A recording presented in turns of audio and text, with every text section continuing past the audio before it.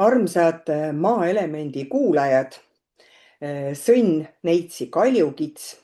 Siin on minu energiakaart teile siis selleks veevalaja kuuks. Ja veevalaja toob meile siis ühiskondlikku teemat hästi palju sisse, vabadust, oma õiguste eest seismist, aga ka kogukondi, kellega koos minna, midagi koos teha.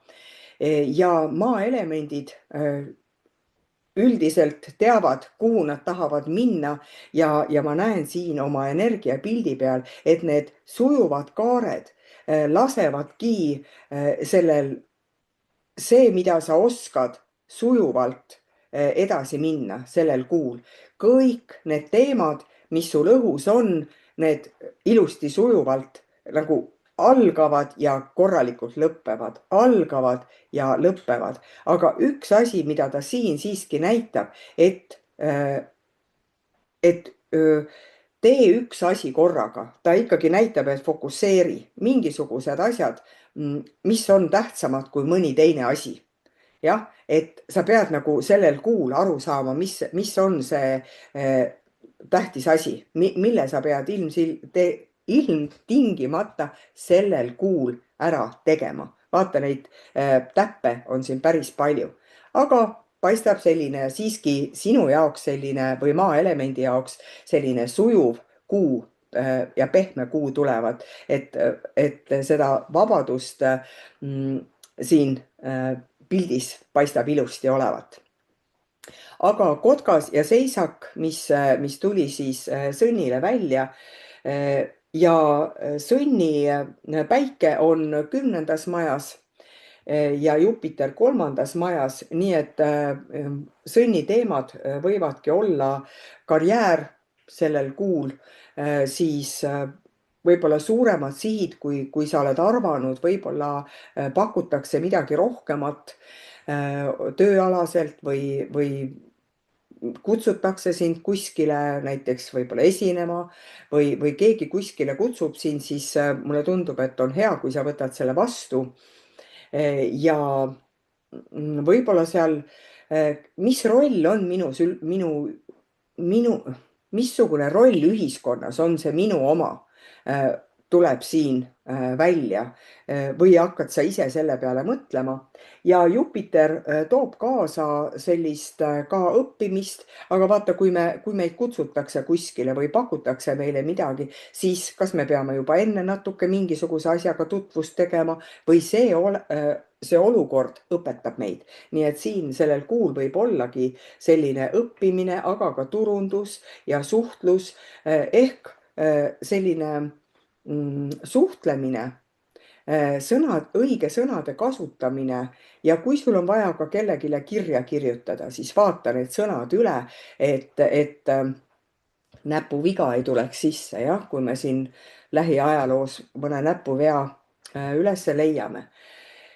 Nii, aga kotkas Sõnn näitab seda, et kas sa ise oled nagu tähele pannud, kui palju tööd sa oled teinud, kas sa nagu ülevalt alla oled korraga mõelnud, kuhu sa oled jõudnud. Võib-olla teised kiidavad sind, aga kas sa ise oled tähele pannud, kui tubli sa oled olnud, jah? Ja tubliduse mõiste on meil ju hästi erinev. Vahet ei ole, mida me teeme. Vaata, kui ma seda kotkast mõtlesin ja mõtlesin kotkapesa peale ja osa linde, öeldakse, et harakapesa, et tal on pesa siuke sikk-sakk ja kõik on nagu laiali, on ju. Aga ega harakas sellepärast ei jäta midagi tegemata. Ei jäta mune munemata sinna pessa, et vaata, milline mul pesa on. Ja see kuu ongi võib-olla see, et ei ole tähtis, mida sa oled teinud. On tähtis see tunne, mis sa sellega oled saavutanud. Et me ei saavuta midagi nagu ainult ühe päeva tööna. Võib-olla meile tundub, et terve see eelmine aasta läks nagu üks päev, võib-olla sul on see tunne, et appi, kui kiiresti see kadus või ma pean jälle otsast alustama, siis see on niisugune minu jaoks väga positiivses võtmes võtta seda, et mul on jälle võimalus otsast alustada, mul on võimalus näha suurt plaani, mul on võimalus. See kuu pakub sulle võimalusi. Ja huvitaval kombel siis nagu tuleb nagu siia tagurpidi seisak juurde. Aga ma näen seda väga ilusasti, seda ühtset liini, sest siin mulle tundub, et sa peadki nagu ütlema, et see enne on see seisak olnud. Sa peadki võib-olla, kui keegi midagi pakub, sa pead talle selgeks tegema, et jaa, sa oled nõus minema, sest vaata, minu elulugu on siin, minu töö on siin. Vaata, mida ma olen saavutanud. Sa saad teistele näidata seal kogukonnas, seal sõpruskonnas, sa saad näidata, mida sa oled saavutanud, aga noh, see aga on niisugune kuidagi niisugune tugev sõna. Sa pead tegema seda nagu positiivses võtmes ja see seisak näitab mulle, et sul peab selg sirg olema. Kui sa midagi tegema hakkad, kellegile midagi rääkima hakkad, selg peab sirg olema, sa pead ise nagu kindlaks jääva selle ükskõik, mis sa teed, kas sa hakkad tööd tegema, teed mingi pakkumise, teed mingi postituse, kirjutad kirja, sa pead enda tõe juurde jääma ja selg peab sirg olema.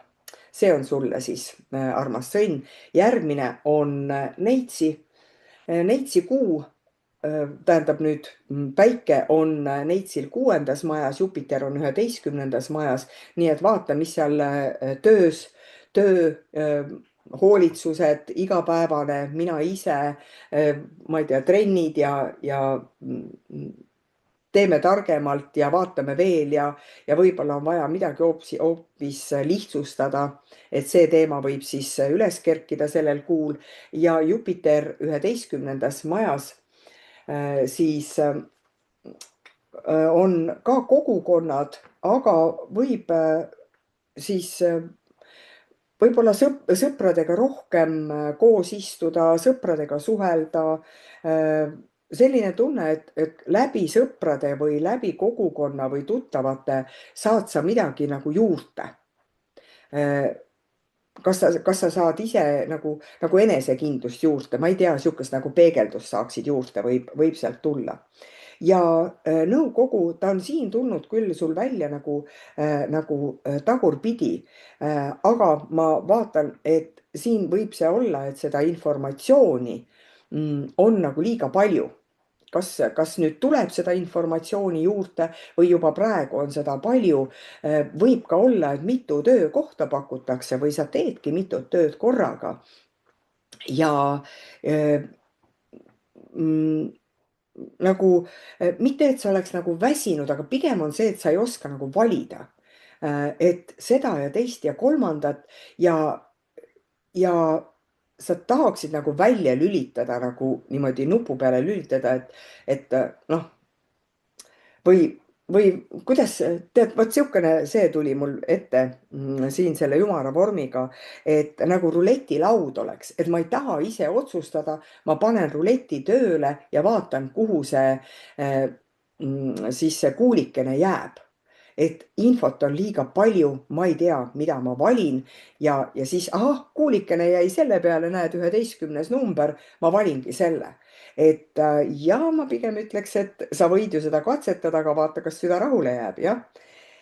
Ja madu annab sulle siiski seda tugevat tervendamist ja see on hästi tugev uuenemise ja uuendamise märk, et võib-olla on sulgi tõesti vaja mingisugune harjumus maha jätta, aga seal ongi, et võib-olla see ühest tööst peaksid loobuma. See loobumine on niisugune kuidagi nagu mingi asjast nagu lahti ütlemine, aga võib-olla see loobumine on see, et sa pead otsima mingisugust teist väljundit, kuidas midagi teha, et niisugust rutiiniparandust oleks nagu vaja, mingisuguse väikse asja parandust ehk vähem müra ja rohkem niisugust vaat punkt punktilt tegemist, vaat sul võib-olla on väga hea just mõtelda, et millega sa tegelikult tahad siis tegeleda ja need tulevad siis siin spiraalina kergemalt, kui sa lased endal hinge tõmmata, jah. Ja viimane on siis meie armas kaljukits. Päike kaljukitses sellel kuul on siis teises majas, Jupiter 7. majas. Ehk on raha ja väärtused ja enesehinnang, mis on sellel kuul, mille eest sa tahaksid nagu seista ja see, ma isegi ütleks, et mille peal sa tahad seista, mitte mille ees, aga see seis, kui me tahame kuskil seista, et näiteks kuskil kõrgemal kohal, aga selle koha valid sina ise. Kas ma ma tahan väljas tuule käes olla, kas ma tahan toas kamina ees istuda, kas ma tahan rohkem tööd teha või tahan olla oma näiteks lastega või ema-isaga koos. Selline tunne, et sa pead ise valima selle tasandi, aga läbi iseenda väärtuse. Ja võib-olla on see, et sa tahadki reisile minna, aga sa vaatad rahakotti, et vaat sinna reisile ma ei saa nagu minna. Aga siis see eneseväärtus on, aga ma lähen ikkagi. Ja ma lähen kõigepealt ühte punkti, ma valin selle ühe punkti ja ma ei pea mõtlema, et ma pean kõik punktid läbi käima. Noh, kui orienteerumist mõtelda, et kui ma saavutan selle ühe koha, siis on juba hästi, jah. Aga öökull õiget pidi, eks ta tuleb siin ikka tarkust jagama, aga nagu juba enne tuli välja, et sa pead nagu, koolis õpetatakse meil ühel päeval on matemaatika ja siis on emakeel ja siis on, ma ei tea, füüsika ja me peame nagu ühe päeva jooksul hästi palju informatsiooni endasse ammutama. Kaljukits muidugi tugeva isiksusena saaks sellega hakkama küll, aga võib-olla see öökull tuleb sulle praegu lihtsalt ütlema, et lihtsalt näe läbi, mis on sinu jaoks väärtuslik. Vaat see on see tasakaalupunkt, kus kohas ma seisan, on ju. Kas see on mulle väärtuslik? Kas ma saan sellest nagu mingit kasu, kui ma väljas tuule käes olen, jah? Nii et ja samas, kuna niikuinii see raha teema võib siin välja kerkida, siis see öökull oma selle pilguga ütleb sulle, et sisemuselt oled sa juba tark, sul ei ole vaja nagu midagi juurde õppida, sisemuselt ole tark, aga lihtsalt kasuta oma tarkust. Taeva süda, mis tagurpidi tulla, võib-olla ongi see süda natukene kartlik, hirm. Ja siin tuleb ka ju välja see, et kui ma tahan midagi, aga ma kõike seda ei saa, siis ma ei taha seda ühte punkti ka. Ja taeva süda tuleb sulle ikkagi ütlema, et nagu selline tunne, et aga usalda, järjekordselt usalda, et nagu see tugi või see abi on täiesti olemas, kui sa nagu sellesse usud, ehk sa ei tohi alahinnata iseennast, oma teadmisi ja ei tohi ka alahinnata seda, mis on meie ümber.